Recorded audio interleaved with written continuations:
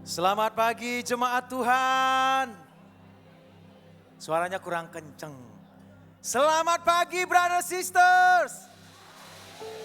Boleh dong kita berikan semangat dan kemuliaan buat Tuhan kita. Wow, senang sekali. Saya tahu di luar mungkin kita kehujanan ya. Ada rumahnya yang kehujanan enggak? Ada, atapnya kehujanan ya.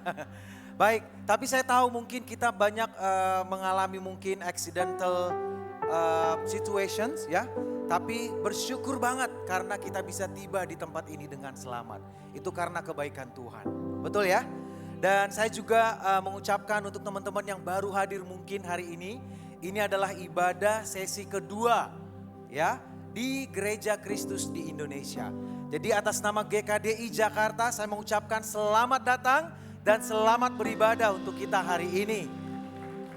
Baik, brothers and sisters, firman Tuhan bilang di mana 2-3 orang berkumpul, maka di situ Tuhan kita hadir. Di sini kita lebih dari 2-3 orang, betul nggak? Dan kita mau semangat memuji Tuhan. Ketika kita membuka mulut kita, membuka hati kita untuk bernyanyi, kita mau bernyanyi untuk Tuhan dari hati kita. Boleh? Mari kita bangkit berdiri, brothers and sisters. Kita akan mulai ibadah kita dengan satu momen di mana kita bisa ambil waktu saat teduh. Saya kasih 15 detik untuk kita bisa merasakan kebaikan Tuhan dan hadiratnya.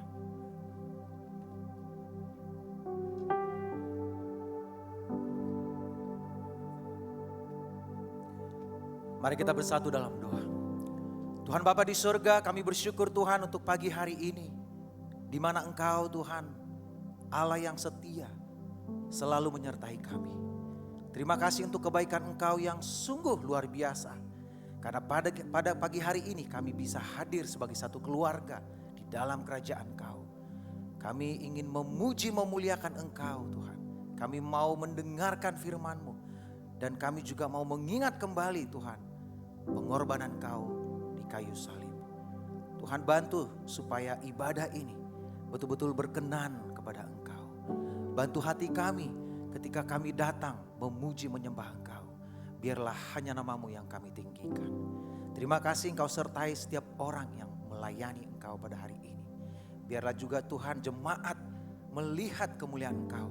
Dan kami bisa memancarkan sinar itu kepada seluruh orang yang ada di sekitar kami. Terima kasih Tuhan, kami serahkan ibadah ini. Di dalam nama Tuhan Yesus kami berdoa dan bersyukur. Yang percaya katakan, amin. Baik brothers sisters, mungkin saat ini kita datang dengan pergumulan kita. Mungkin dengan banyak beban. Tapi kita tahu kita kembali kepada Yesus.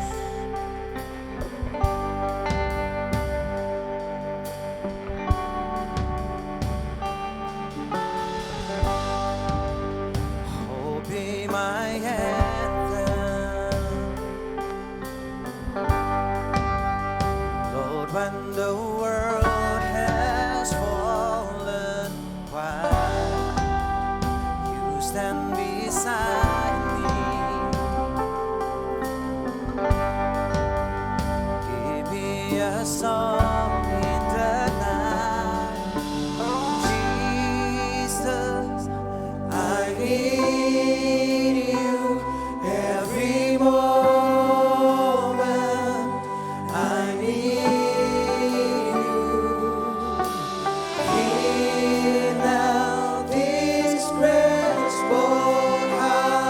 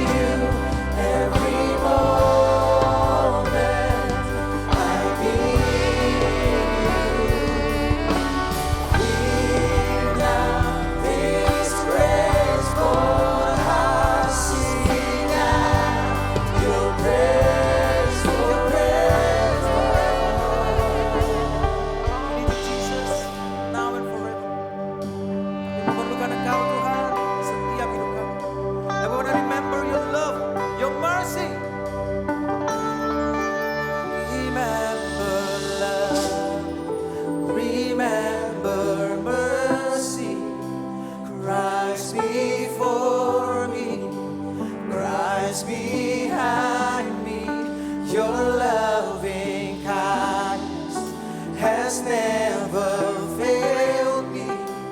Christ before me, Christ behind. Remember love, remember love, remember mercy. Christ before me, Christ behind. Your love is kind, has never failed me. Christ before me, Christ behind. Remember love, remember mercy. Christ before me, Christ behind. Your loving kindness has never failed me. Christ before me, Christ behind. Jesus, I need you every moment.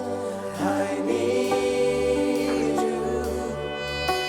Hear now this graceful heart sing out your praise forever. Jesus, I need you every moment. I need you. Hear now this graceful heart sing out your praise forever. Remember mercy, Christ before me, Christ behind. Your loving kindness has never failed me.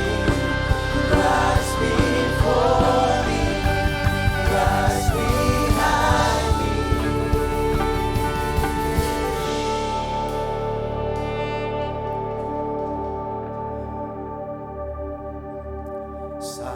Satu-satunya yang ku andalkan, satu-satunya yang ku percaya. Engkau sumber kekuatan, sumber pengharapan, sumber kedamaian. Satu-satunya yang ku andalkan, satu-satunya yang ku percaya. Engkau Tuhan memberkati, Tuhan penyembuhku, Tuhan pemulihku. Mari angkat saudara, satu-satunya yang ku andalkan, satu-satunya yang ku percaya. Engkau sumber kekuatan, sumber pengharapan, sumber kedamaian. Satu-satunya yang ku andalkan, satu-satunya yang ku percaya. Engkau Tuhan memberkati, Tuhan penyembuhku, Tuhan pemulihku. Engkau yang memberkati kami Tuhan. Engkau Tuhan memberkati, Tuhan penyembuhku, Tuhan memberkati, Tuhan penyembuhku, Tuhan pemulihku.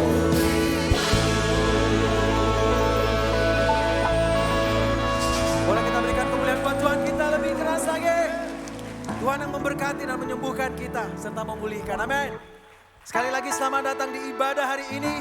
Boleh dong kita tos kiri kanan kita. Katakan, Tuhan kita Tuhan yang baik.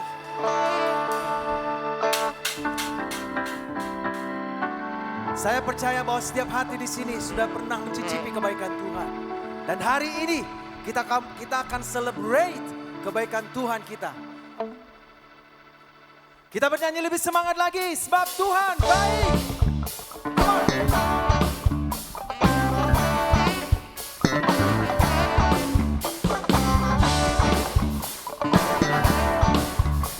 Sama-sama jemaat yang lebih semangat.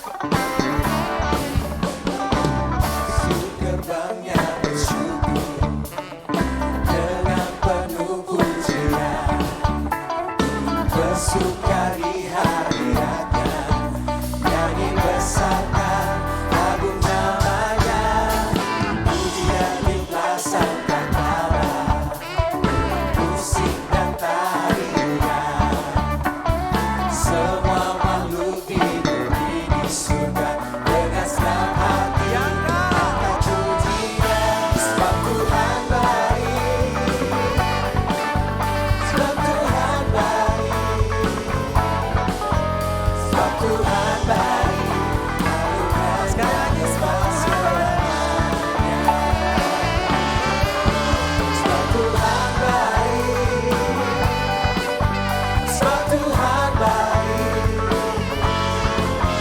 sebab Tuhan baik, anugerahnya kekal selamanya.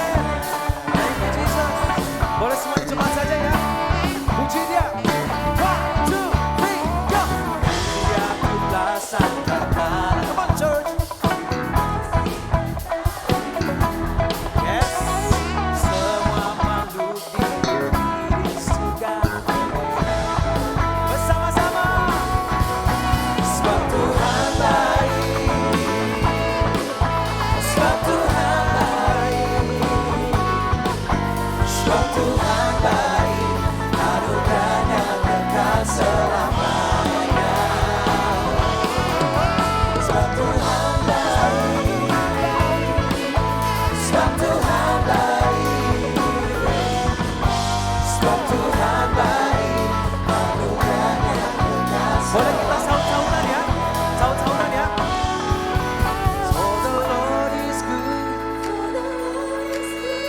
For the Lord is good. Yes, good. For the Lord is good.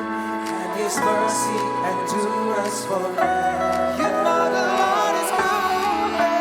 For the Lord is good. For the Lord is good. Yes, good. For the Lord is good. For the Lord is good. For the Lord is good. Are you ready? His mercy endures forever. For the Lord is good. For the Lord is good. For the Lord is good, and His mercy endures forever. For the Lord is good. For the Lord is good. For the Lord is good, and His mercy endures forever. For the Lord is good, and His mercy endures forever. For the Lord is good. Boleh kita katakan sama-sama lebih kencang lagi dari hati kita. And His mercy endures forever. Beri kemuliaan buat Tuhan kita, amin. Sebentar lagi kita akan mendengarkan firman Tuhan yang dibawakan oleh Bapak Pendeta Iwan. Kita siapkan hati. Let's praise the Lord. Ku diberi kuasa. Come on, John. Sungguh besar Kau Tuhanku, Engkau perisai hidupku. Ku berdiri dengan iman, iman dalam Yesus Tuhan. Kau yang memberi kemenangan, ku bersorak merayakan. Terpujilah Engkau Raja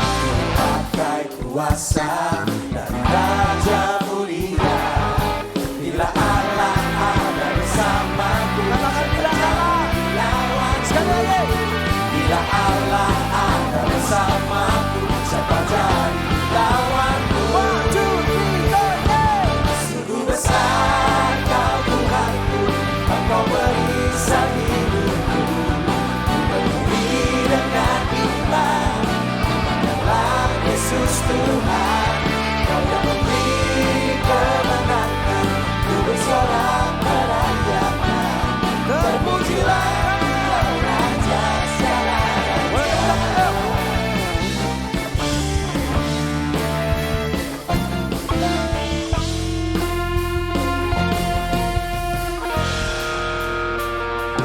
Engkau perisai hidupku, ku berdiri dengan iman. Iman dalam Yesus Tuhan, Kau yang memberi kemenangan. Ku bersorak merayakan, terpujilah Engkau Raja segala raja. Terpujilah Engkau Raja segala raja. Terpujilah Engkau Raja segala raja. Amen. Terpuji Kau Tuhan Raja segala raja.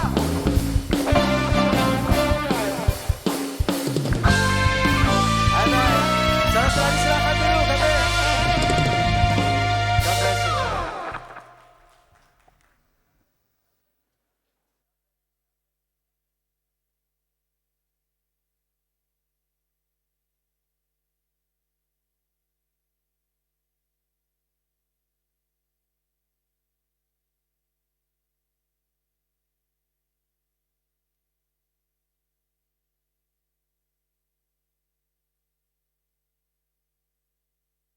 Tes, iya.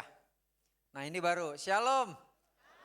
Salam sejahtera buat kita, jemaat yang berbahagia. Dan sahabat-sahabat kami yang mungkin hari ini pertama kali hadir. Ya, kita adalah keluarga Tuhan dari Gereja Kristus di Indonesia dan senang bisa beribadah bersama dengan kalian semua di sini. Kita adalah pribadi-pribadi yang tahan uji ya hari ini ya.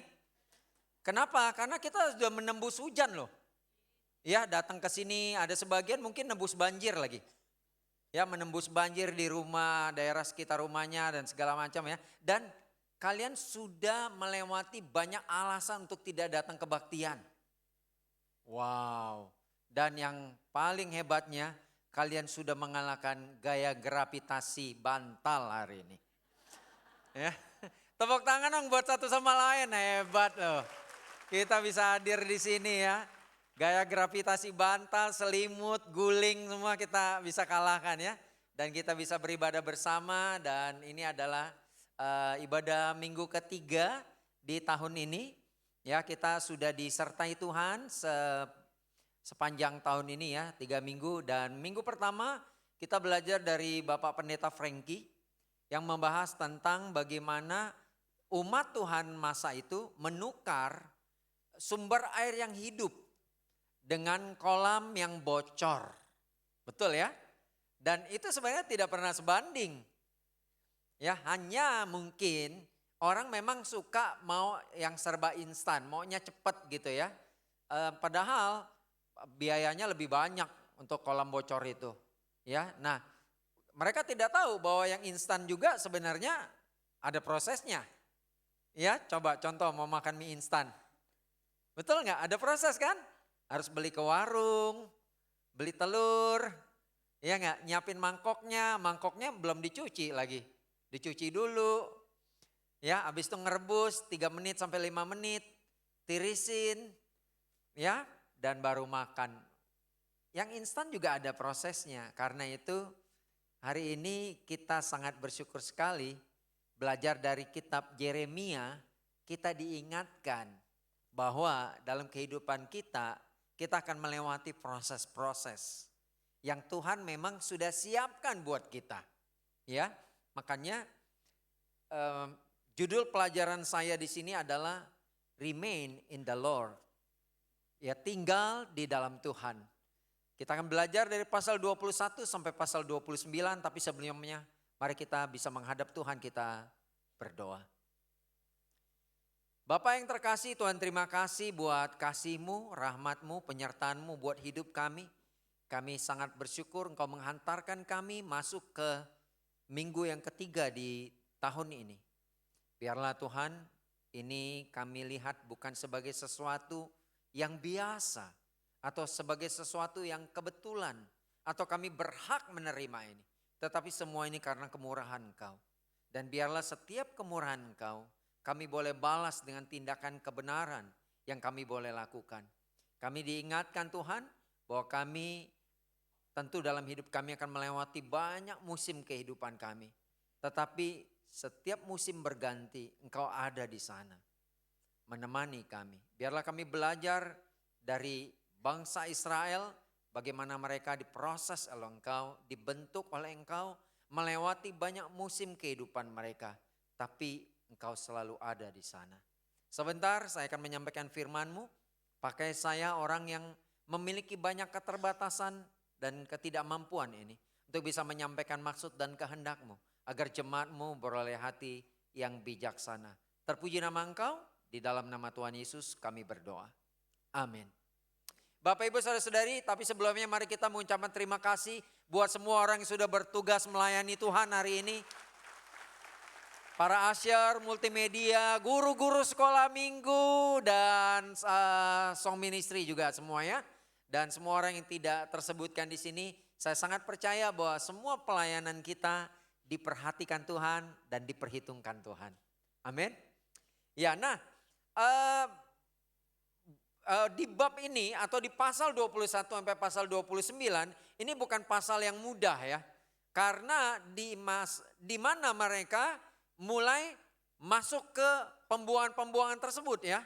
Kemarin kita udah belajar tentang dari Pendeta Charles bagaimana mereka harus waspada dengan ajaran yang tidak sehat itu ya. Iya, doktrin yang tidak sehat dan kita harus banyak selektif dalam mendengar. Ya, dan hari ini saya mau melanjutkan. Judul pelajarannya adalah tinggal di dalam Tuhan, remain in the Lord. Situasinya begini, kalau kita lihat pasal 21, situasinya adalah Israel sedang dikepung oleh Raja Babel.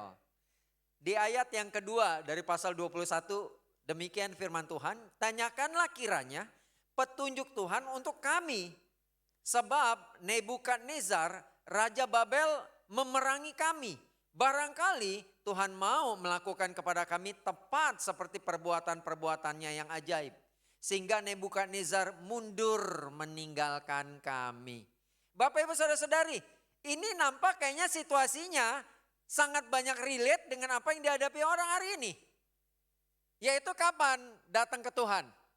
Waktu terdesak, tertekan, terancam. Betul nggak? Nah ini sama dengan mereka. Waktu mereka udah dikepung, ini kalau dikepung berarti mereka keluar mati ya kan, akan berperang. Di dalam pun mereka mati kelaparan. Nah serba salah, maju kena, mundur kena, gitu loh kurang lebih ya. Dan apa yang mereka lakukan? Tanyalah ke Tuhan. Raja Zedekia minta utusan, suruh utusan, tanya petunjuk Tuhan. Nah seberapa sering kita mengalami itu? Kita hanya datang kepada Tuhan, hanya ketika kita terdesak.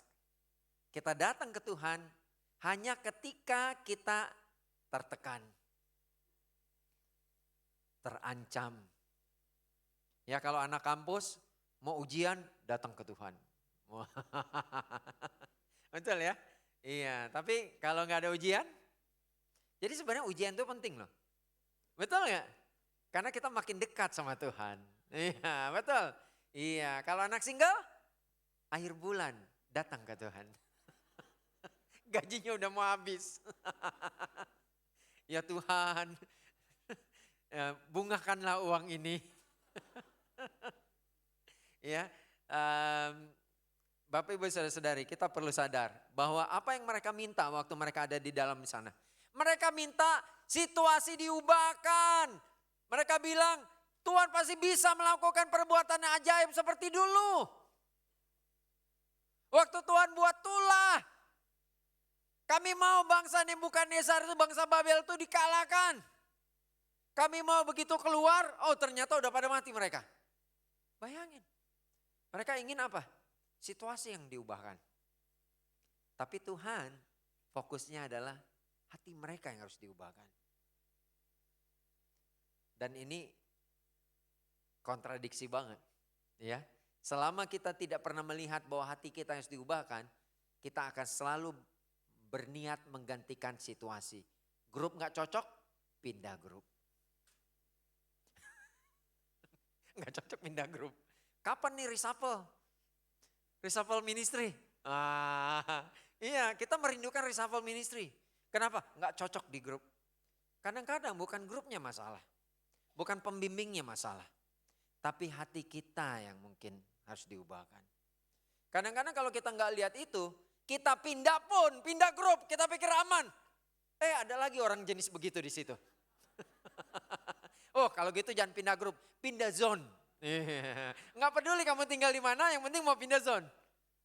Dan kamu pikir aman, di zone itu banyak juga yang kayak gitu.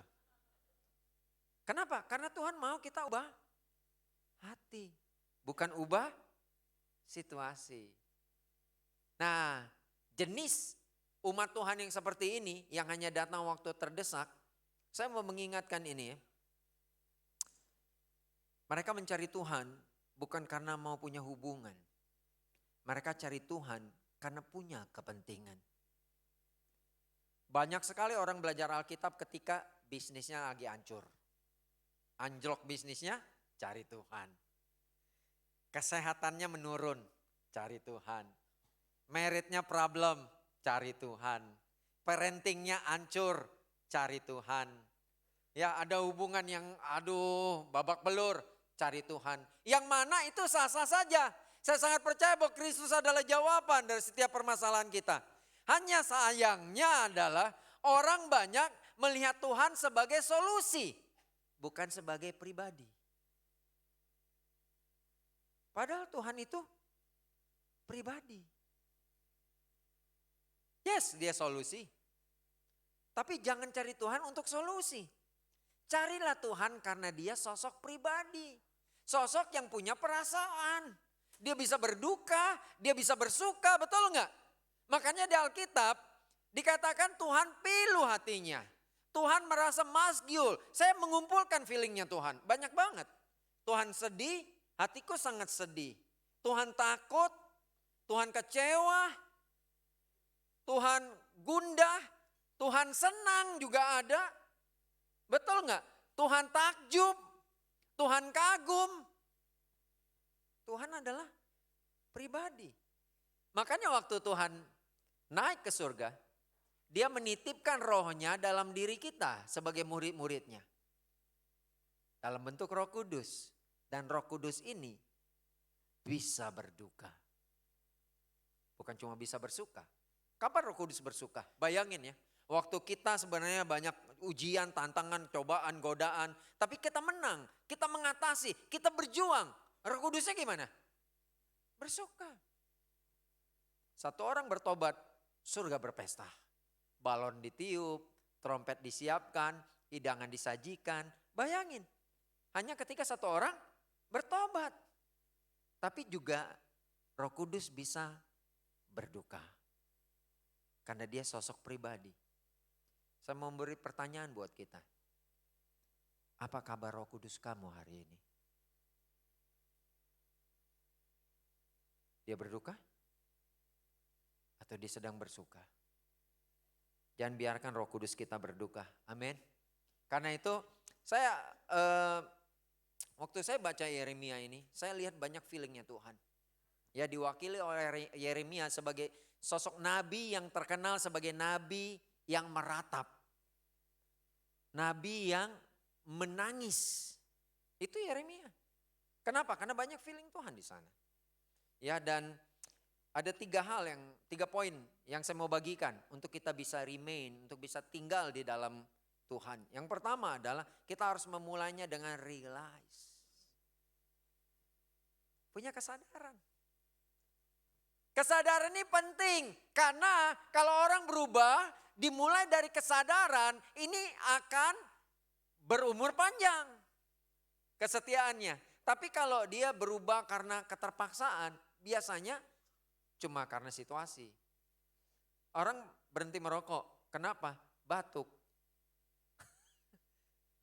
Karena batuk berhenti merokok. Ya karena dokter bilang ada gejala kena ke paru. Berhenti enggak? Berhenti. Kecuali dia masih bebal. Iya kan? Tapi ketika diagnosanya berubah, Anda sudah sembuh. Dia balik lagi merokok. Orang main judi juga sama. Ya, terlibat pinjol, ya dicari, dikejar di mana-mana, ganti nomor telepon berkali-kali. Ya, ganti handphone nggak mampu lagi, ganti nomornya aja. Ya kan, berkali-kali dikejar-kejar pinjol. Tapi begitu diamankan, ya oke lah dibayarin sama orang, bla bla bla bla, dibantu. Habis itu apa yang terjadi? Terjerumus lagi. Kenapa? Simple, karena berubahnya dari luar, faktor luar. Ingat, kehidupan kita itu seperti embrio dalam sebuah telur. Ya, hanya ada dua hal yang membuat telur itu pecah. Yaitu pecah dari dalam dan pecah dari luar. Kalau pecah dari dalam, itu berarti embrio itu yang memecahkan cangkang itu, maka dia akan bertumbuh menjadi ayam jago. Tapi kalau pecahnya dari luar, dia akan menjadi mata sapi. Dan ironisnya, ayam yang berkorban, sapi yang dipuji. Enak banget nih mata sapinya.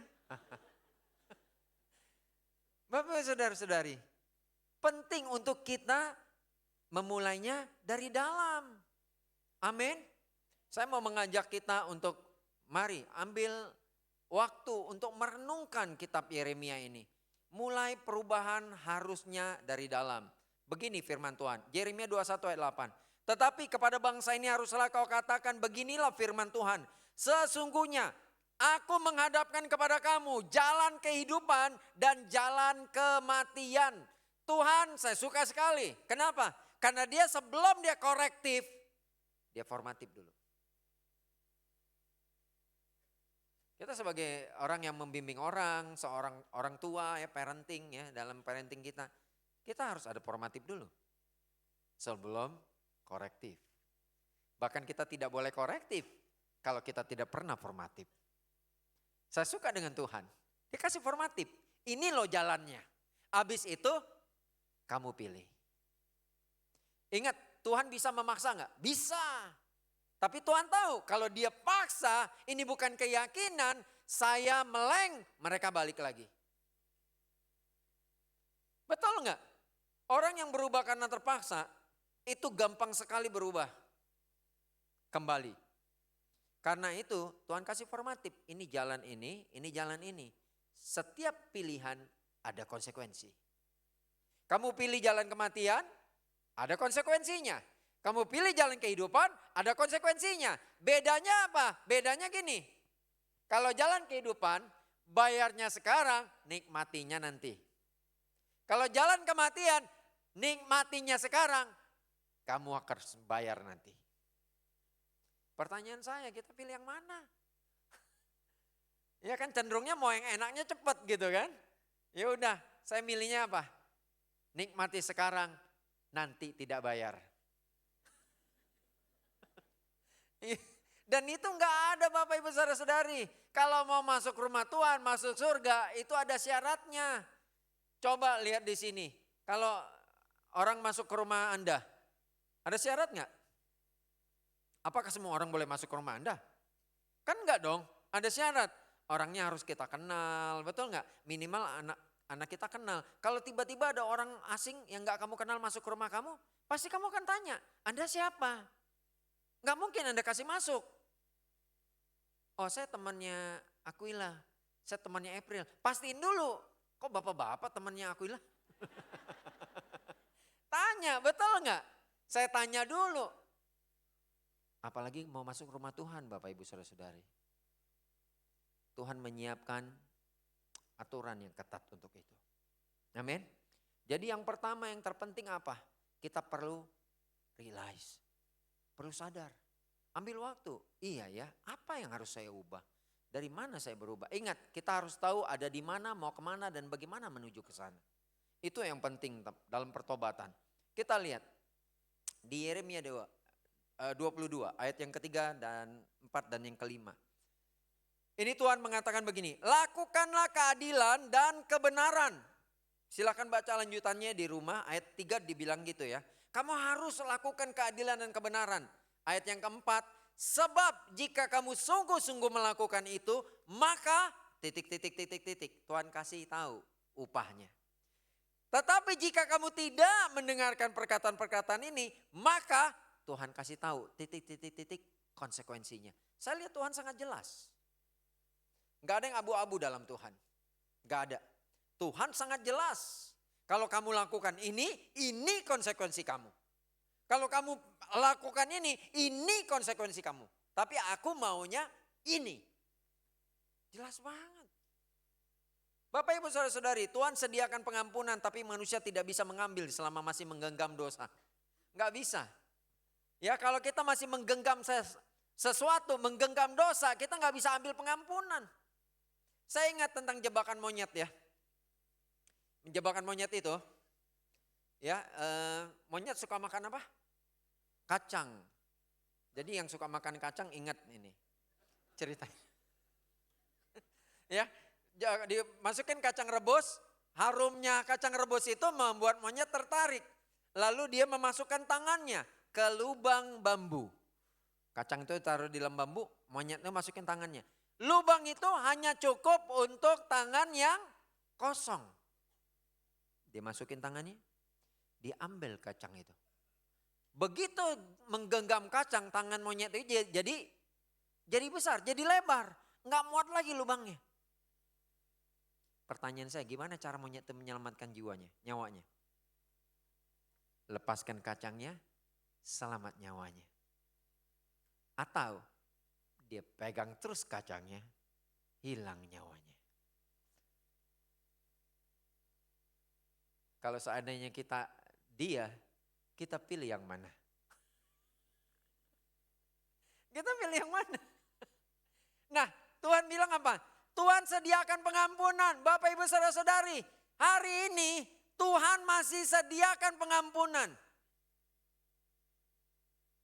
Kapan Tuhan buka pintu pengampunan? Yang paling sangat signifikan waktu Yesus mati. Saya cerita. Ada ruang kudus, ruang maha kudus. Ruang maha kudus hanya bisa dimasuki oleh bukan imam. Imam besar. Ya, hanya imam besar. Enggak boleh main-main. Dipisahkan oleh 4 lapis kain yang tebalnya ini kurang lebih ya. Tebal kain itu sejengkal manusia. Waktu saya baca itu tebalnya minta ampun. Jadi waktu robek itu ini mengabaikan atau menolak tentang pendapat orang bahwa itu gempa bumi yang membuat itu robek. Enggak, ini robek dari atas sampai bawah. 4 lapis dan gak mungkin gempa bumi. Dan apa yang terjadi? Hanya imam besar yang boleh masuk ke ruang maha kudus. Makanya orang yang main-main di kain itu, main ciluk bak atau gitu. Mati semua, ngintip mati, main ciluk bak mati, masuk mati. Ingat kalimat saya, dulu masuk mati. Betul? Makanya gak ada yang berani masuk. Imam besar konon katanya, ini saya tidak tahu tradisi yang berbicara. Kaki imam besar itu diikat, udah tahu kisahnya ya. Jadi kalau masuk dipastiin, kalau lama-lama dipanggil. Contoh imam besar namanya siapa? Diki ya. Dik. Wah enggak, udah gak nyaut. Dik, gak nyaut, ditarik. Entah sampai sini dia baru bangun, sorry gue ketiduran di dalam. Itulah yang cerita ya. Iya, makanya datang ibadah itu bukan rutinitas.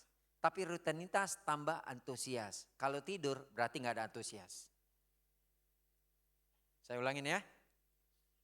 Ibadah itu adalah rutinitas tambah antusias.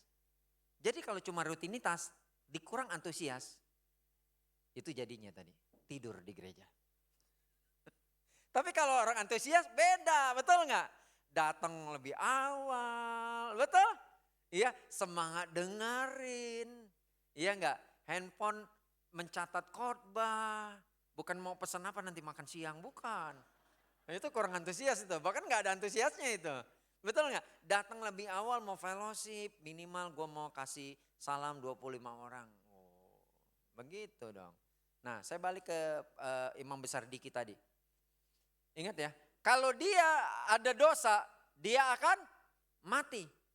Ini penting. Jam berapa Yesus mati? Jam berapa Yesus mati? Yesus mati jam 3. Kenapa harus jam 3? Ini bukan kebetulan, ini rancangan Tuhan. Jam 3 adalah waktu sembahyang, di mana imam besar menyajikan roti di ruang kudus. Mereka semua di situ ngumpul dan begitu robek tirai itu, mereka lihat bagian dalam Maha Kudus, tapi mereka tidak mati. Kenapa mereka tidak mati? Karena dulu yang masuk mati, setelah Yesus mati, yang tidak masuk yang mati. Mereka harus masuk ke dalam Kristus. Itulah di mana Tuhan berada. Waktu saya baca Roma 8 ayat 1 dikatakan tidak ada penghukuman bagi mereka yang ada di dalam Kristus.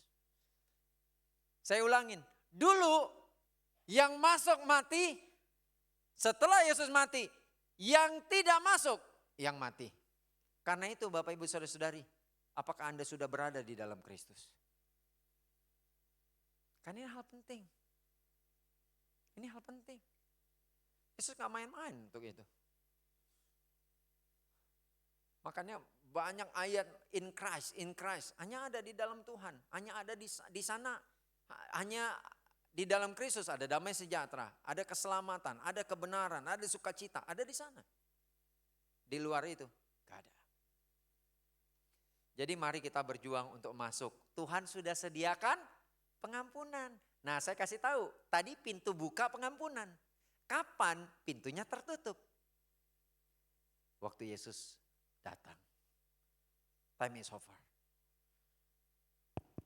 Tuhan bukakan kami pintu. Tuhan bilang, udah habis waktunya. Kau punya kesempatan di dunia. Waktu kamu hidup adalah kesempatan. Pengampunan disediakan. Tapi kamu tidak bisa mengambilnya kalau kamu menggenggam dosa. Ini yang Tuhan masuk dengan repent. Amin Bapak Ibu Saudara-saudari. Mari kita memulai dengan kesadaran dan melanjutkan dengan pertobatan. Tidak ada pertobatan tanpa kesadaran. Karena itu mari kita mulai dengan kesadaran. Kita lanjut. Setelah mereka realize, mereka perlu lanjutkan dengan repent. Yeremia 24 ayat yang kelima dikatakan di sana begini. Beginilah firman Tuhan Allah Israel, sama seperti buah ara yang baik ini. Demikianlah aku akan memperhatikan untuk kebaikannya orang-orang Yehuda yang kubawa dari tempat ini ke dalam pembuangan ke negeri orang-orang Kasdim. Maka aku akan mengarahkan mataku kepada mereka untuk kebaikan mereka dan aku akan membawa mereka kembali ke negeri ini. Aku akan membangun mereka bukan meruntuhkannya. Aku akan menanam bukan mencabutnya. Bapak Ibu Saudara-saudari, ini perumpamaan yang dibawa oleh Yeremia. Tuhan bilang apa? Sampaikan satu perumpamaan ini tentang 2 keranjang buah ara. Buah yang pertama itu adalah buah yang busuk. Buah yang kedua adalah buah yang baik. Nah buah yang busuk adalah orang pikir yang ke pembuangan akan busuk. Tidak, yang tinggal di sini busuk. Kalau kamu mau jadi buah yang baik, kamu harus ikut ke pembuangan. Bisa masuk di akal? Wow, Tuhan kasih tahu jalannya. Jadi kenapa mereka tidak ikut? Mereka bukan tidak tahu jalan kebenaran, tapi mereka sedang menikmati kebebalan mereka. Apalagi ditambah apa? Habis Yeremia begini, kasih firman ini, keluarlah nabi-nabi palsu, bilang begini, jangan pergi, Tuhan akan lindungi kita di sini. Bayangin, kontradiksi, betul? Itu yang terjadi. Ya, sedangkan mereka tuh dibilang harus pergi. Ingat kadang-kadang kita melihatnya begini nih, sama seperti bangsa Israel saat itu. Kalau dibuang itu kesannya jelek. Lebih baik tinggal di sini. Makanya sekali lagi mereka minta apa? Tuhan, kau punya kuasa, kau bisa melakukan perbuatan ajaib yang hebat. Kalahkan musuh-musuh ini, kami gak mau pergi. Bebal sekali mereka.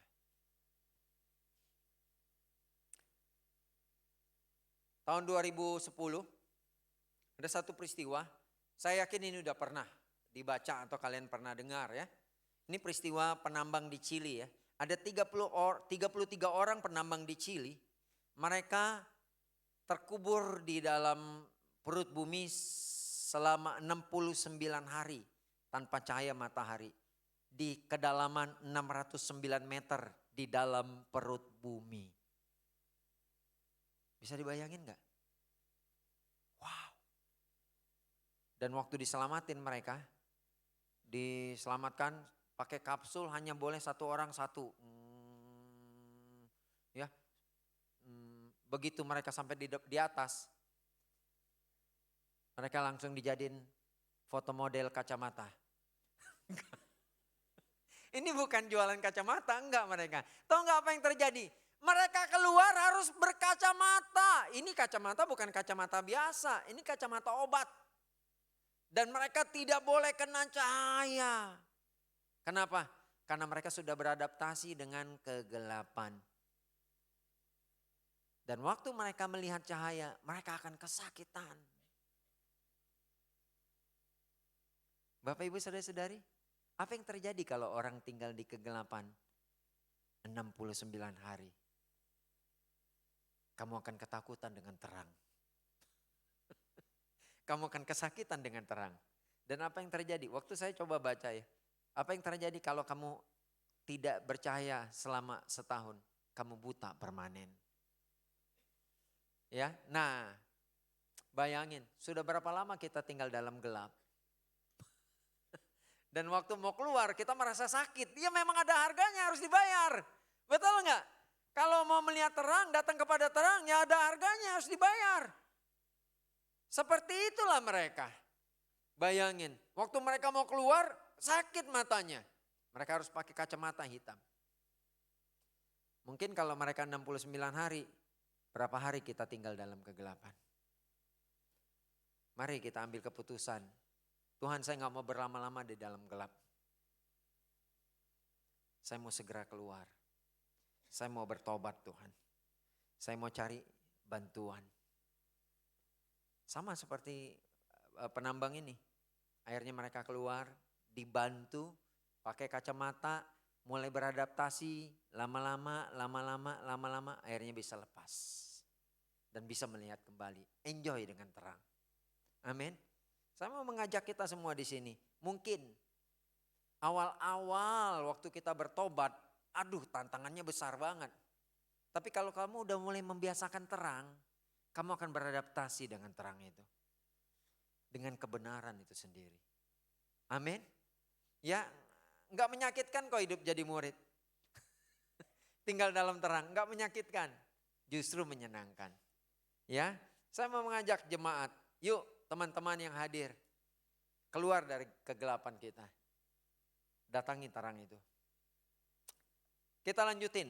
Yeremia 26 ayat yang kedua. Oh, kalau misalnya firman Tuhan datang ke orang-orang yang ada di Lapo. Kalau sekarang ya, khotbah dengan orang-orang di Lapo itu tidak pada tempatnya Bapak Ibu Saudara-saudari. Ya, atau berkhotbah di di clubbing ya. Ya mungkin tidak pada tempatnya. Tempatnya di mana? Khotbahnya di rumah Tuhan, di gereja, di bait Allah. Mungkin hati mereka lebih lembut. Nah ini yang Tuhan pikir. Makanya beginilah firman Tuhan, berdirilah di pelataran rumah Tuhan. Dan katakanlah kepada penduduk segala kota Yehuda yang datang untuk sujud di rumah Tuhan. Mungkin yang gak datang itu keras-keras hati. Ini hatinya mungkin bisa lebih lembut lah. Karena udah ke gereja mereka. Iya enggak? Paling tidak udah ngalahin tadi gaya gravitasi bantal. Udah datang deh ke gereja. Bayangin ya. Tuhan bilang apa? Tapi jangan kau kurangi sepatah kata pun. Mungkin mereka mau mendengarkan dan masing-masing mau berbalik dari tingkah langkahnya yang jahat. Sehingga aku menyesal akan malapetaka yang kurancangkan itu terhadap mereka. Oleh karena perbuatan-perbuatan mereka yang jahat. Tuhan berpikir begitu. Ya, karena mereka datang ke mezbah. Datang ke rumah Tuhan. Mereka datang ke mezbah Tuhan. Tapi sebenarnya hatinya menjauh dari Allah. Fisik mereka aja yang datang ke mezbah. Dari mana statement ini berasal? Dari ayat selanjutnya, kita lihat. Ayat-ayat selanjutnya. Setelah itu Yeremia berkhotbah kepada mereka yang ada di rumah Tuhan. Selesai Yeremia berkhotbah, dikatakan begini. Lalu sesudah Yeremia selesai mengatakan segala apa yang diperintahkan Tuhan untuk dikatakan kepada seluruh rakyat itu. Maka para imam, para nabi dan seluruh rakyat itu menangkap dia. Serta berkata, engkau harus mati. Mengapa engkau bernubuat demi nama Tuhan dan berkata rumah ini akan sama seperti Silo. Dan kota ini akan menjadi reruntuhan sehingga tidak ada lagi penduduknya. Bapak ibu saudara-saudari, ternyata bukan orang yang jauh dari mezbah Tuhan, jauh dari rumah Tuhan yang jahat hatinya. Bahkan yang di rumah Tuhan pun jahat hatinya. Ini respon mereka. Ini respon pada umumnya orang di gereja. Responnya gimana? Selektif. Maksudnya selektif apa? Hanya mau dengar yang mereka suka, bukan yang mereka butuh. Begitu mereka dengar yang gak mereka suka, mereka sensitif. Sensitif itu ada dua Bapak Ibu Saudara-saudari. Sensitif positif itu berarti peka hatinya. Setiap mendengar firman Tuhan, wah tertusuk hatinya dan langsung bertobat. Nah itu sensitif positif. Kalau sensitif negatif, nah gini. Begitu mendengar pengkhotbah, langsung niat mau membunuhnya. Ini kayaknya dia nyinggung gua nih waktu nyiapin khotbah nih. Ini kayaknya pikirannya tentang gua nih. Tadi pagi waktu saya khotbah di sesi 1, ada satu orang bilang begini. Bro, khotbah kamu kayaknya untuk saya semua ya. Terus saya tanya, ini sensitif positif atau negatif? Positif lah bro, terima kasih ya bro, positif. Ya tapi kalau khotbah kamu kayaknya buat saya semua nih, kamu pulang lihat mana tadi nanti bro? Udah bahaya tuh kayak gitu tuh. Iya makanya saya pastiin nih, habis saya khotbah ini ya, jangan yang respon sensitif negatif. Nanti saya ditanya lagi pulang lewat mana. Nah Bapak Ibu Saudara-saudari, ini yang terjadi, mereka sangat sensitif. Kalau yang tadi tuh selektif. Selektif tuh begini, ada orang kalau dengar firman, dia seleksi, oh ini cocok buat istri saya. Iya, cocok nih ayatnya nih. Yang ini cocok buat suami saya. Oh ini cocok nih anak-anak saya kayak gini nih anak di rumah nih. Kayaknya nanti saya ulangi nih untuk anak saya nih. Nanti saya bahas sama suami saya, ini kayaknya cocok nih. Gimana tadi khotbahan nih? Saya harap dia ngomongnya itu, iya gue tertusuk di ayat itu gitu. Bayangin hati-hati. Bapak Ibu Saudara-saudari, membaca firman Tuhan bukan seperti membaca buku psikolog. Kalau baca buku psikolog nih gini.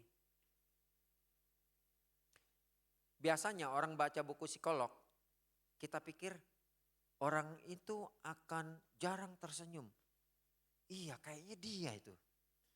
Betul gak? Orang baca psikolog kan gitu kan. Kita oper ke orang lain. Baca Alkitab harus seperti baca buku kesehatan. Ciri-ciri orang sakit jantung. Kalau parkir P8, naiknya F1 istirahat 5 menit. Biasanya apa kalau baca buku kesehatan? Ke kita. Saya ada enggak ya? Jantung berdebar. Iya loh, saya berdebar setiap akhir bulan. Iya. Itu pasti ke kita kalau buku kesehatan, betul nggak? Kalau buku kejiwaan, ke orang lain, kayaknya istri gue begini nih. Suka ngatur-ngatur, iya kayaknya. Merepet, iya kayaknya. Sakit jiwa dia kayaknya.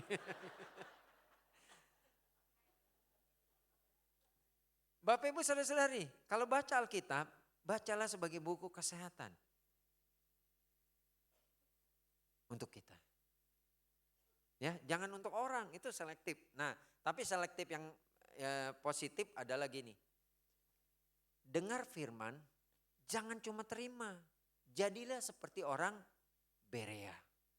Orang-orang Yahudi di Tesalonika lebih baik hatinya daripada orang-orang Yahudi di kota itu. Karena mereka menerima firman dengan segala kerelaan hati. Dan setiap hari mereka menyelidiki kitab suci untuk mengetahui apakah semuanya itu benar demikian. Jadi apa yang dilakukan orang Berea? Yang dilakukan orang Berea adalah sewaktu mendengar firman, nerima dengan rela hati. Enggak terpaksa hatinya. Mereka rela hatinya. Rela itu artinya apa? Siap dibentuk. Makanya yang diinginkan respon dari setiap pendengar firman Tuhan adalah sportif. Sportif ini gini, dia mengakui oh iya saya perlu berubah dalam hal ini. Apa yang harus saya lakukan? Seperti itu harusnya. Makanya orang Berea dikatakan mereka menerima dengan kerelaan hati, cukup nggak? Enggak. Tanda dia benar-benar mau menghidupi firman itu, setelah yang khotbah pulang, dia selidiki setiap hari. Benar nggak tuh yang Bro Iwan bicara? Dikupas lagi. Minggu depan misalnya Pak Pendeta Budi, benar gak yang Pak Pendeta Budi sampaikan? Dikupas lagi. Bahkan kalau bisa ajak grup untuk mengupasnya bersama. Ya, saya membagikan jadwal saat teduh di ministry saya ya, mulai dari tanggal 1 setiap bulan saya bagikan. Dan biasanya hari Senin saya tidak kasih jadwal, tidak ada ayat yang dibaca, tetapi kupas khotbah. Kenapa? Saya mau kita belajar seperti orang Berea. Waktu mendengar firman bukan cuma nerima dan nguap begitu saja. Lalu begini, waktu kita dengar firman Tuhan, kita tanya apa yang saya belajar dan apa yang saya bawa pulang. Yang perlu saya lakukan. Itu jauh lebih baik. Amin. Saya boleh dapatkan amin untuk itu. Iya, jadi yang pertama Bapak Ibu Saudari-saudari, kita perlu realize kalau untuk bisa tinggal di dalam Tuhan, supaya kita bisa remain in the Lord, kita perlu realize. Hanya sadar doang gak cukup. Ingat, pertobatan bukan tentang perasaan bersalah. Pertobatan adalah perbuatan atau sikap yang berubah. Kalau cuma merasa bersalah, bukan itu. Pertobatan bukan perasaan, itu adalah perbuatan. Sebuah aksi, amin. Nah, habis repent apa? Yang ketiga, kita akan dapatkan restore. Pemulihan. Dan ini bagiannya Tuhan. Ya Tuhan akan memulihkan orang-orang yang realize, orang-orang yang repent. Tuhan akan kasih pemulihan. Ini yang terjadi. Akhirnya mereka tiba di pembuangan. Yeremia 29. Oh, saya kasih tahu ya, ini adalah surat yang diberikan kepada orang-orang buangan di Babel. Ya, kita lihat. Yeremia 29 ayat 11. Sebab aku ini mengetahui rancangan-rancangan apa yang ada padaku mengenai kamu. Demikianlah firman Tuhan. Yaitu rancangan damai sejahtera dan bukan rancangan kecelakaan untuk memberikan kepadamu hari depan yang penuh harapan. Bapak Ibu Saudara-saudari, Tuhan mau mereka melihat bahwa 70 tahun ini bukan sekadar pembuangan. Tetapi ini adalah pembentukan. Kenapa? Mereka cuma melihat apa yang mereka bisa lihat. Tapi Tuhan melihat lebih jauh. Dan Tuhan lebih tahu dari kita. Amin. Hari ini mungkin kita sedang melewati musim yang tidak enak dalam hidup kita. Musim kekeringan mungkin. Mungkin musim yang kritis ya, krisis. Kesehatan, keuangan, hubungan, saya nggak tahu apa yang sedang Anda hadapi. Saya berasa saya pernah melewati banyak palungan dalam hidup saya. Ada masa saya berpikir, inikah palung terdalam itu, palungan terdalam. Ternyata, enggak ada lagi yang lebih dalam. Iya, ternyata ada lagi. Mungkin dalam hidup kita begitu. Kita pernah ngelewatin palungan dan kita pikir udah lah ini yang paling dalam. Mungkin Tuhan membawa lebih dalam lagi. Saya nggak tahu musim apa yang sedang Anda hadapi. Tapi musim selalu berganti. Tapi Tuhan akan selalu menyertai. Ini pesan Tuhan. Ya, Tuhan kasih semangat buat mereka yang di pembuangan. Ingat, mungkin kamu sedang melewati ini. Masa yang tidak mudah dalam hidupmu. Tapi jangan menyerah. Amin. Kita lihat, Tuhan selalu ada di setiap musim kehidupan kita. Makanya di ayat 12 dia katakan gini. Dan apabila kamu berseru dan datang untuk berdoa kepada aku, maka aku akan mendengarkan kamu. Apabila kamu mencari aku, kamu akan menemukan aku. Apabila kamu menanyakan aku dengan segenap hati. Ingat Bapak Ibu Saudara-saudari. At least bahkan sekaligus kamu ada di palungan terendah sekalipun. Tuhan ada di sana. Amin. Tuhan ada di sana. Ketika kita melewati musim yang tidak enak hari ini. Tuhan ada di sana. Karena Tuhan selalu ada di setiap musim kehidupan kita. Di ayat yang ke-14 dikatakan gini. Aku akan memberikan kamu menemukan aku. Demikianlah firman Tuhan. Dan aku akan memulihkan keadaanmu. Dan akan mengumpulkan kamu dari segala bangsa. Dan segala tempat di mana kamu telah kucerai beraikan. Demikianlah firman Tuhan. Dan aku akan mengembalikan kamu ke tempat dari mana aku telah membuang kamu. Bapak Ibu Saudara-saudari, ini janji Tuhan. Mereka tahu enggak mereka akan kembali? Enggak. Mereka belum ada di masa depan. Mereka tidak perlu tahu hari esok. Yang mereka perlu tahu tentang siapa yang pegang hari esok. Saya mau kasih tahu ini. Tuhan tepati janji enggak? Tahun 586 sebelum Masehi, rumah Tuhan dihancurkan oleh Babel. Tahun 538 Raja Kores memulangkan mereka. Habis itu 2 tahun mereka bekerja, mereka sibuk ngebangun rumah mereka sendiri. Inilah Hagai negor mereka. Kamu sibuk membangun rumah kamu tapi rumah Tuhan terbengkalai. Bayangin, mereka dipulangin tujuan untuk bangun rumah Tuhan. Tapi mereka akhirnya beralih membangun rumah mereka sendiri. Sibuk untuk diri mereka sendiri. Itu yang terjadi. Tahun 522 sebelum Masehi. Raja Darius, ini sebelum Masehi makanya mundur ya. Raja Darius memerintah.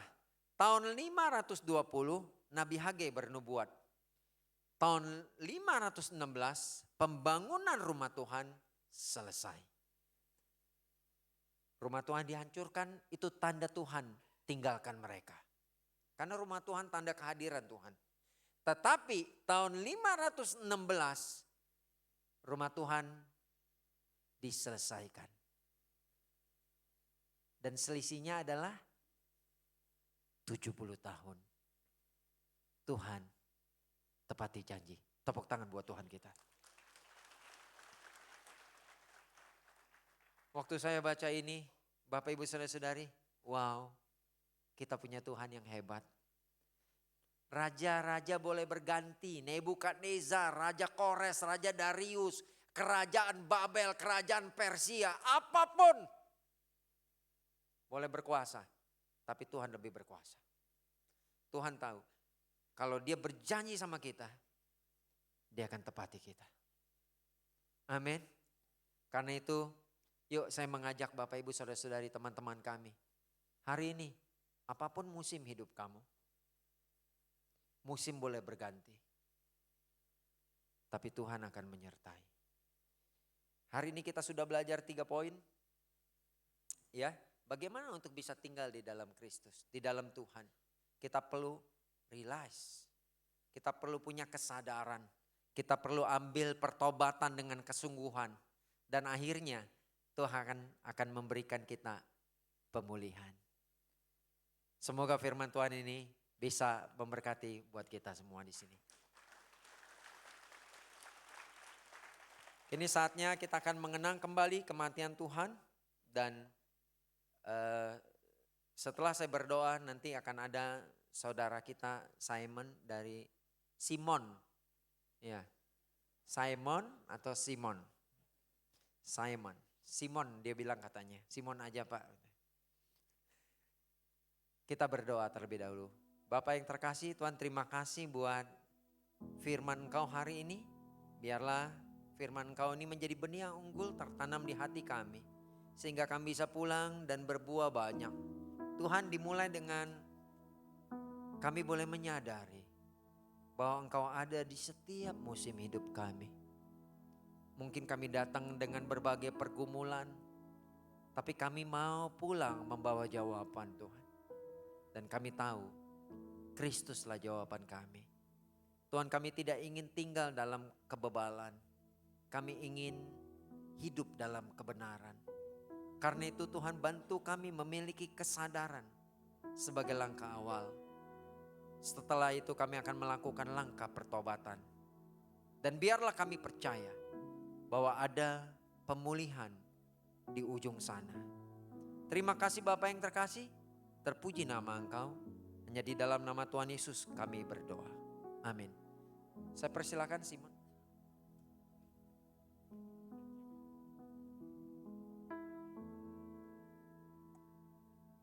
Shalom, selamat siang jemaat, selamat siang brother dan sister.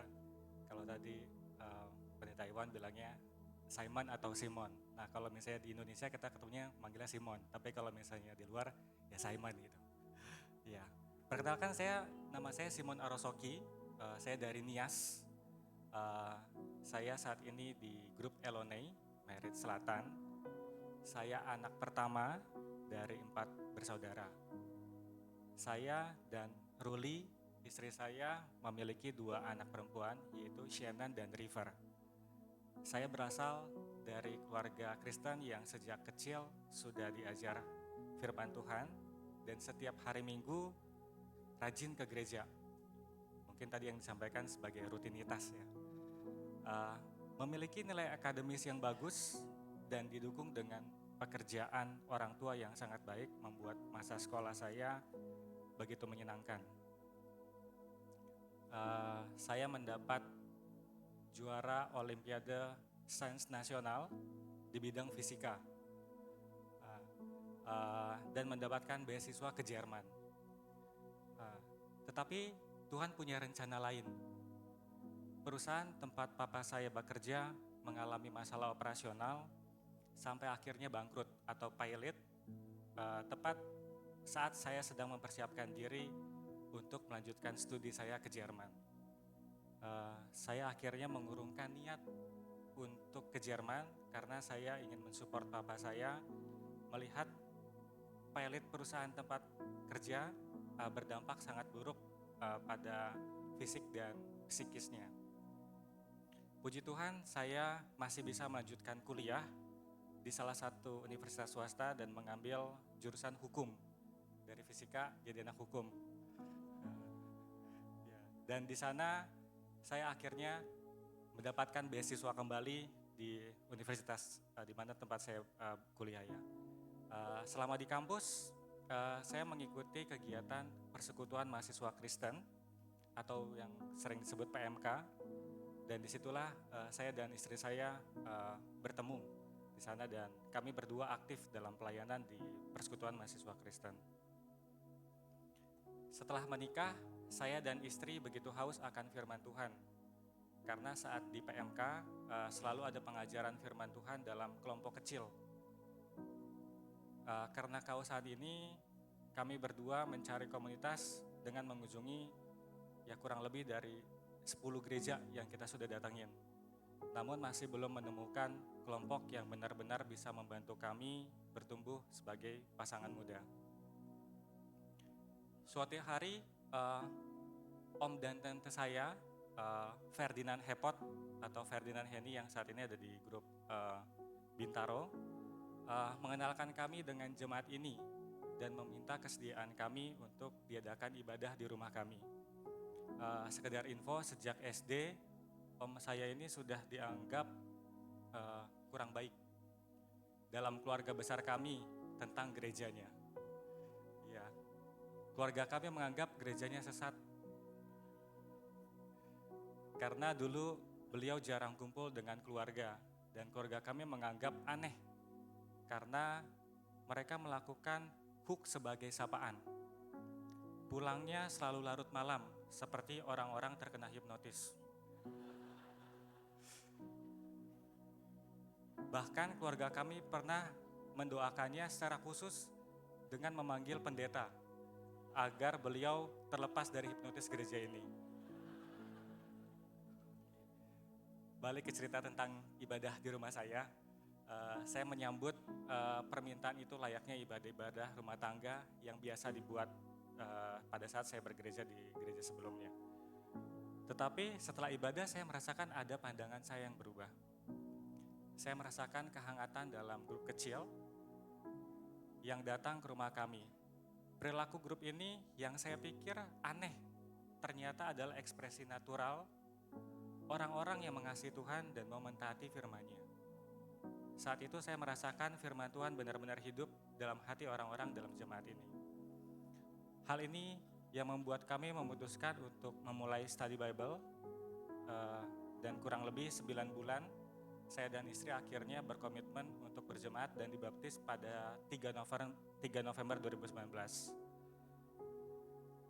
Makna arti salib dalam hidup saya ada dalam Matius 6 ayat 33. Tetapi carilah dahulu kerajaan Allah dan kebenarannya, maka semuanya itu akan ditambahkan kepadamu. Dalam ayat ini saya menemukan makna hidup rohani saya, yaitu mencari kerajaan Allah itu penting. Tetapi kita diminta juga untuk mencari kebenaran firman Tuhan dengan cara mengujinya dalam mengimplementasikan kehidupan kita sesuai dengan firman Tuhan, bukan dengan kehendak duniawi kita. Dari kegagalan saya untuk melanjutkan sekolah ke luar negeri, Tuhan memberkati kehidupan kami dengan cara yang berbeda dari apa yang pernah saya pikirkan. Tuhan memberikan pasangan hidup yang juga mengasihi Tuhan dan anak-anak yang takut dan cinta akan Tuhan. Serta saya mendapatkan pekerjaan-pekerjaan yang luar biasa dalam beberapa tahun terakhir ini. Bertumbuh dalam jemaat bukan berarti hidup kami selalu lancar dan kami menjadi seperti malaikat. Tetapi salib menguatkan dan memampukan kami melewati berbagai tantangan yang ada. Dalam grup, kami dengan segala kelebihan dan kekurangan setiap orang, kita sama-sama berjuang untuk membangun keluarga dengan terus berpegang pada kebenaran firman Tuhan. Itu saja sharing dari saya. Selamat hari Minggu, brother dan sister. Tuhan memberkati kita semua.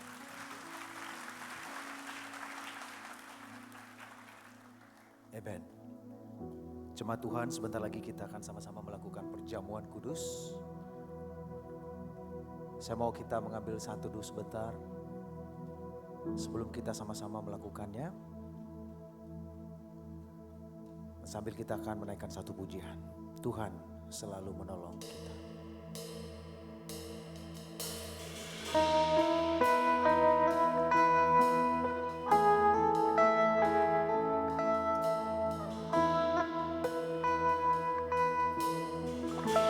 Musim akan selalu berganti,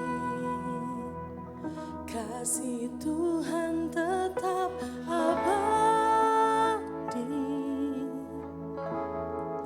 takkan berubah sampai selamanya. Ku tetap percaya.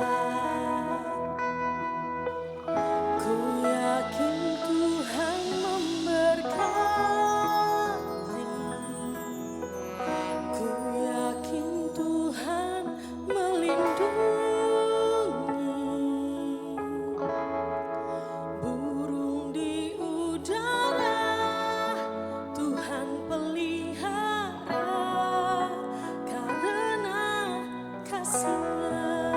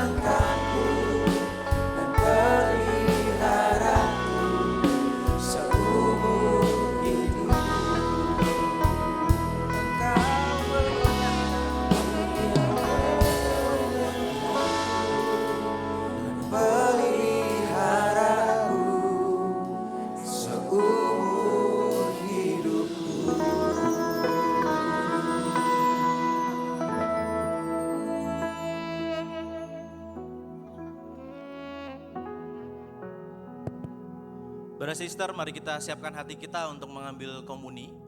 Bagi jemaat yang belum mendapatkan komuni, mohon untuk angkat tangannya dan Asyir akan membantu untuk memberikan komuni.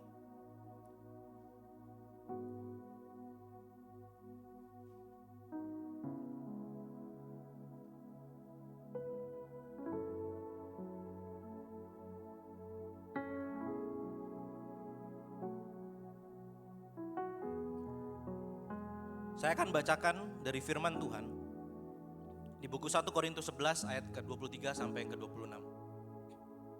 Dikatakan demikian.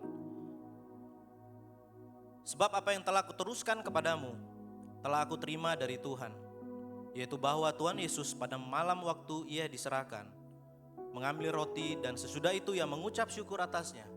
Ia memecah-mecahkannya dan berkata, inilah tubuhku yang diserahkan bagi kamu. Perbuatlah ini menjadi peringatan akan aku. Mari kita makan roti lambang tubuh Kristus.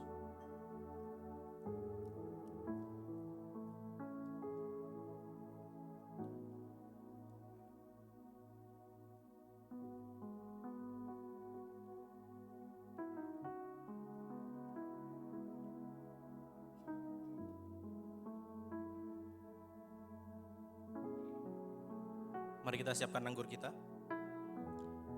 Demikian juga ia mengambil cawan sesudah makan, lalu berkata, cawan ini adalah perjanjian baru yang dimeteraikan oleh darahku.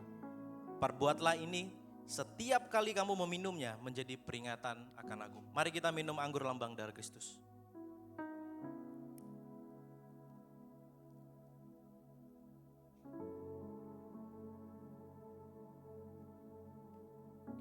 Sebab setiap kali kamu makan roti ini dan minum cawan ini, kamu memberitakan kematian Tuhan sampai ia datang.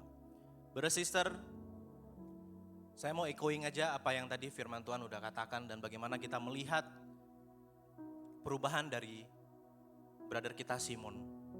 Saya bersyukur karena firman Tuhan mengajarkan bahwa selama kita bisa bertahan dan remain in the Lord, kita bisa melihat tidak hanya pesan itu disampaikan pada hari ini.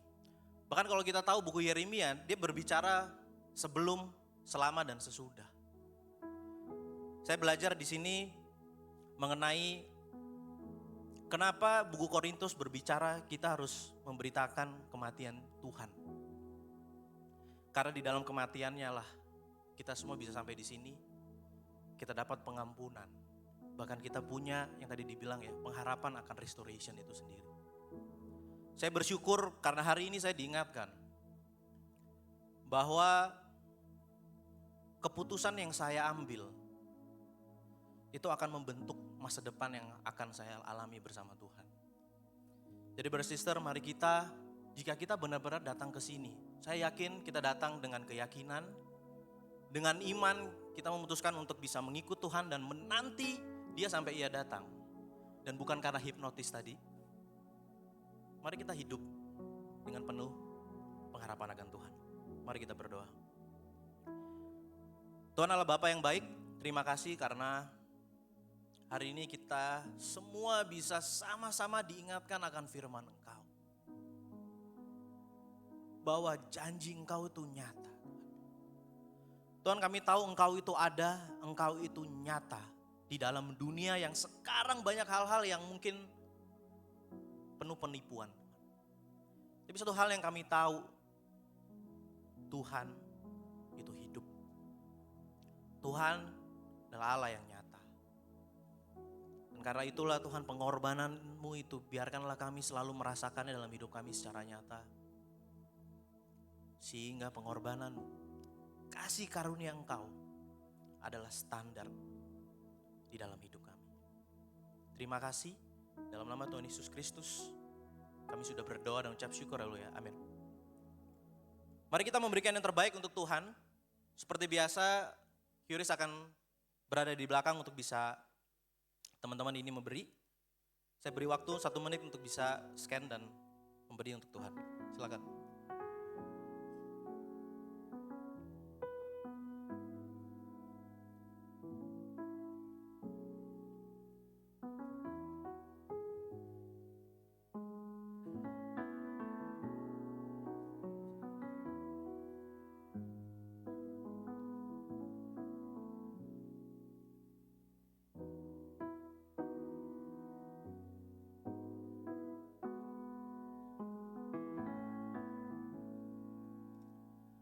Terima kasih atas pemberiannya.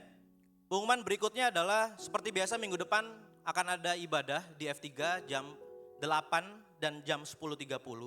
Bersamaan dengan itu akan ada ibadah anak-anak teens remaja di jam 8 tapi tempatnya di F1. Kemudian ada ibadah kampus juga di minggu depan jam 11 di F1 juga. Kemudian minggu depan di tanggal 25 juga akan ada leaders meeting atau meeting pemimpin untuk teman-teman di sini atau jemaat yang membimbing orang. Kita wajib datang untuk bisa belajar dan meeting pada saat hari Minggu itu setelah ibadah sudah pasti 13.30 dan tempatnya adalah di sini di F3. Next kita akan melihat satu video ibadah untuk bulan depan. Hai, selamat hari Minggu. Sebagai satu jemaat, kita sangat mengucap syukur kepada Tuhan atas kebaikannya memberikan pertumbuhan yang luar biasa bagi gereja kita. Maka dari itu, mulai bulan Februari nanti akan ada penyesuaian dan perubahan jadwal ibadah agar kita semua tetap dapat melakukan ibadah secara nyaman, khusyuk, dan juga teratur. Perhatiin ya, ibadah keluarga akan diadakan setiap jam 8 pagi.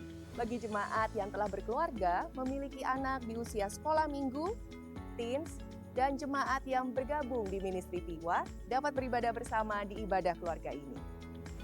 Di dalam ibadah ini hanya akan ada translasi dalam bahasa Mandarin. Di jam 10.30 pagi akan diadakan ibadah umum dalam bahasa Inggris. Bagi jemaat yang bisa berbahasa Inggris, kami mengajak kalian untuk join di ibadah ini. Tapi tenang saja, untuk kalian yang masih membutuhkan translasi dalam bahasa Indonesia, tetap ada melalui aplikasi Discord. Sekarang pertanyaannya, ada sekolah minggu nggak ya? Ada dong, ada sekolah minggu di ibadah kedua. Kids Kingdom siap melayani anak-anak dalam bahasa Inggris. Dan kami juga mau ajak brothers, sisters untuk join jadi volunteers di ibadah kedua. Single and Campus, ibadah ketiga ini buat kalian. Di jam 1.30 siang, khusus buat kalian yang berada di ministry kampus, single maupun season single, bisa bersama-sama berfellowship dan beribadah di ibadah siang ini. Tidak ada sekolah minggu dan juga tidak disediakan translasi. Gimana, semangat kan dengan jadwal yang baru? Ingat ya, jadwal baru ini akan dimulai di bulan Februari. Jangan lupa untuk mengikuti ibadah sesuai dengan ministry kalian dan tentu saja ajak teman-teman kalian supaya kita bisa beribadah bersama. Sampai jumpa di hari Minggu ya. Bye!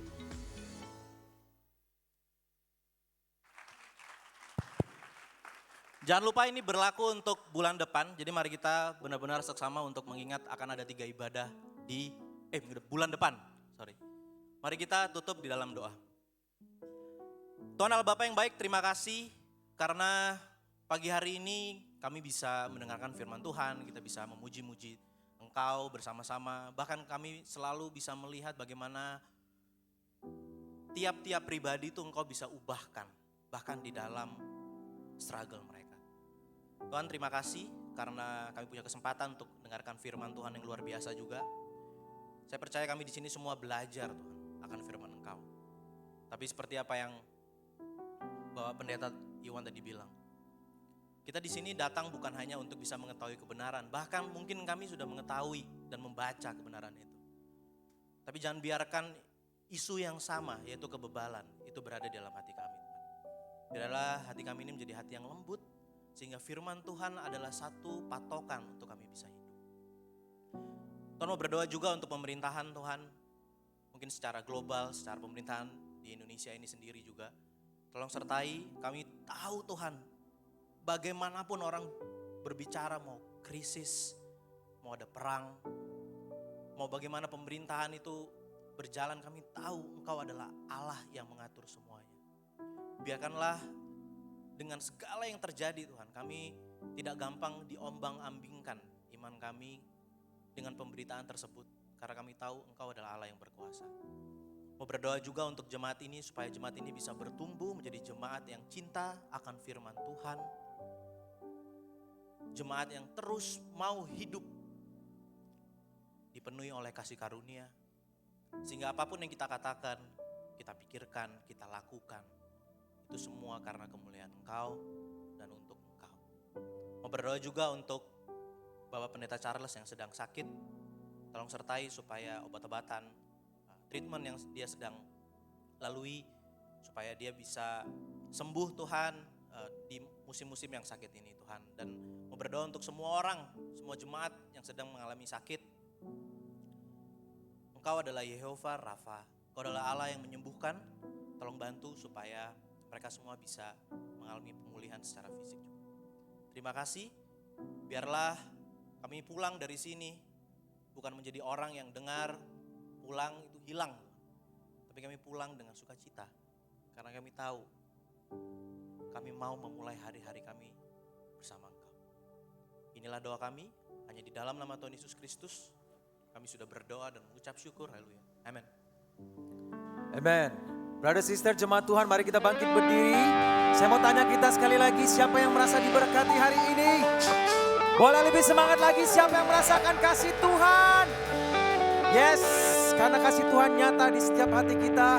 Boleh kita nyanyikan satu pujian lagi sebelum kita meninggalkan ruangan ini. Kasih-Mu nyata. Let's go!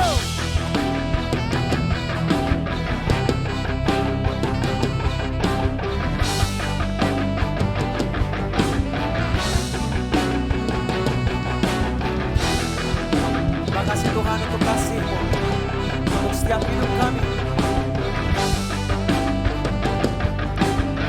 Boleh sama-sama kita.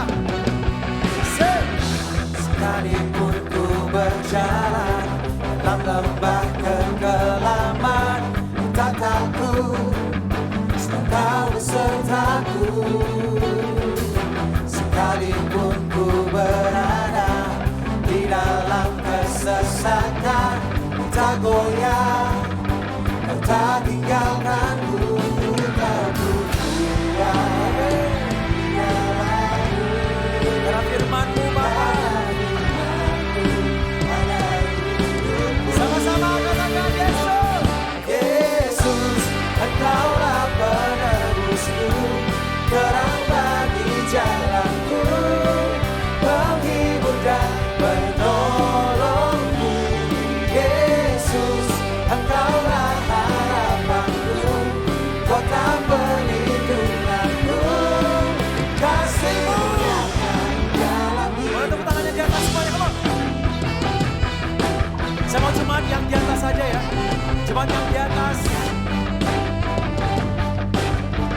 2, 3, 1, 2, 3, go. Yang di atas.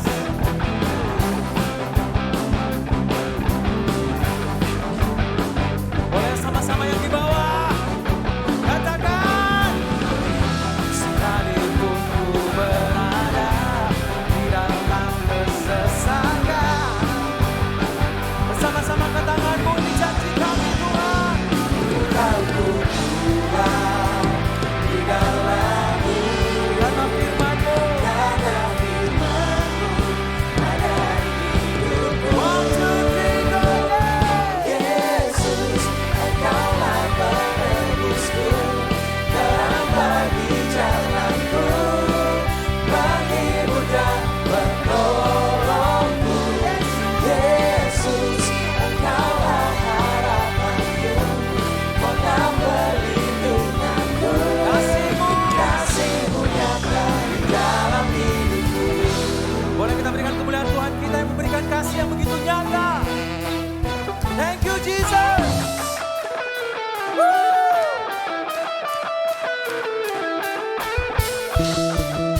Lebih keras lagi.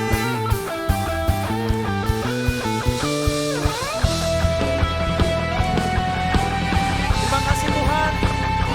Kasih-Mu benar-benar kami rasakan untuk setiap hidup kami. Dalam setiap musim hidup kami. Kita kuat. Ku kuat Ini janji kami Tuhan. karena firman Boleh sekali lagi. ada di hidupku. Ku tahu ku kuat di dalam-Mu, karena firman-Mu ada di hidupku. Yes, angkat tanganmu. Yesus, Engkaulah penebusku, terang bagi jalanku, penghibur dan penolongku.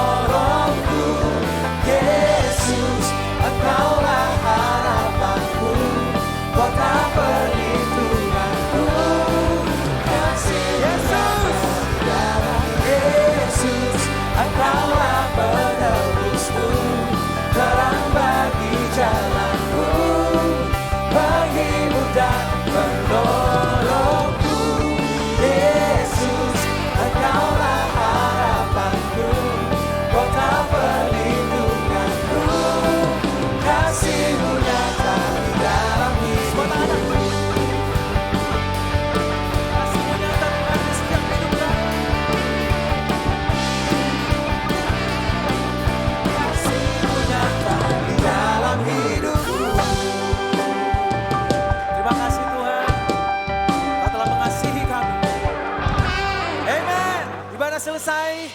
Mari kita berfellowship. God bless you.